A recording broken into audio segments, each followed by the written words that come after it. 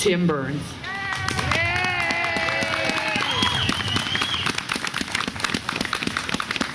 Well, I tell you about right now, I wish there was such thing as global warming. Well, it's great to be here. I'm speaking at my second Johnstown Tea Party. Last year I was here, and what a difference a year can make, I'll tell you. Last year when I spoke here, I was not a candidate. I was a concerned American. And I was concerned about the out-of-control spending, the bailouts, the handouts, the unprecedented debt, and the record deficits. And I was concerned about the higher and burdensome taxes.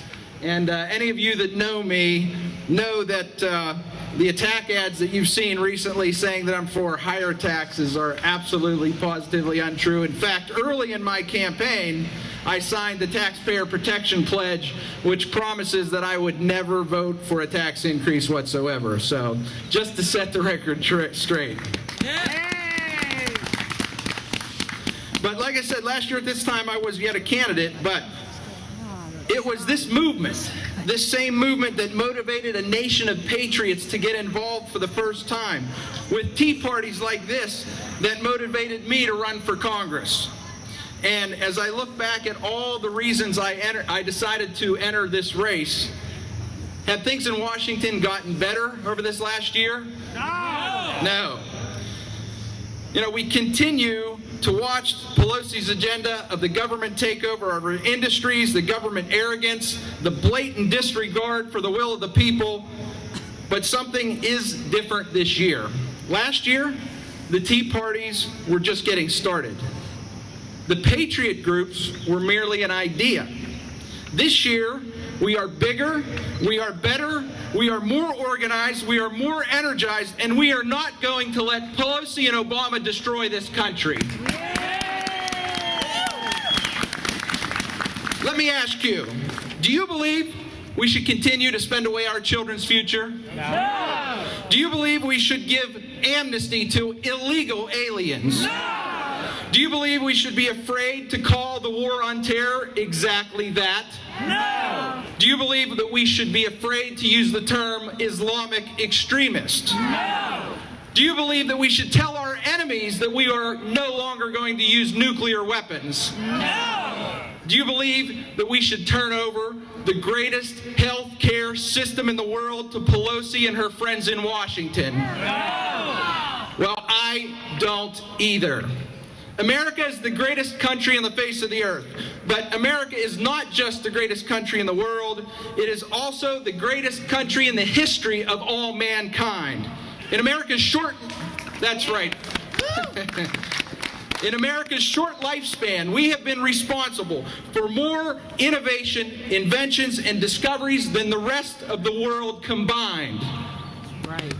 And just like in Haiti, the U.S. is always the first to come to the aid of a nation in need. America is the last remaining superpower. And I quite frankly think that these are things that America should not be apologizing for. Yeah. I do believe that this is the greatest country on earth. I believe in the strength of the American people. I believe in the Constitution of the United States. And I do believe that this district right here contains the solution to America's energy independence. And with our huge reserves of coal and natural gas, and that we can take advantage of these huge reserves and create thousands of jobs. And we can attract other businesses that will create jobs that will last and opportunities for our young people to stay. And most importantly, I believe that this year we will begin to take the steps necessary to save this country. Do you know what else? Do you know what else is different about this year? This year, we have an opportunity to vote out the career politicians that are more interested in getting elected and reelected than in doing what's in the best interest of this country. And it all begins on May 18th. On May 18th, I am running for Congress in this special election to fill this seat. This race is now one of national attention. It is literally a referendum on the Obama-Pelosi agenda. It is getting national attention. The entire country is watching in order to determine who will have the momentum going into the fall elections. The big government tax and spend liberals in Washington, or the conservative, constitutional, common sense candidates. Now, to give you an example of how important this race is, my opponent is bringing in Joe Biden to campaign for him. Now, I quite frankly think that Joe Biden is going to help us, to tell you the truth. But let me show you something else. This here is an invitation. This is an invitation from Nancy Pelosi inviting you to a fundraising reception for Mark Kritz. I did not make this up. This came from Nancy Pelosi. So, if you are wondering about where Mark Kritz's, my opponent's, loyalties are, you should now know. They sit with Nancy Pelosi. I think the choice is clear. If you want more of the Pelosi agenda, then Mark Kritz is your man. But if you are tired of Washington and usual, then I need your support. More importantly, this country needs your support. And this is one election where you can vote for me twice, and you can do it legally. I need your vote for me in the special election, I need your vote for me in the primary, and I need your help along the way. Please sign up with our volunteers to help in this election.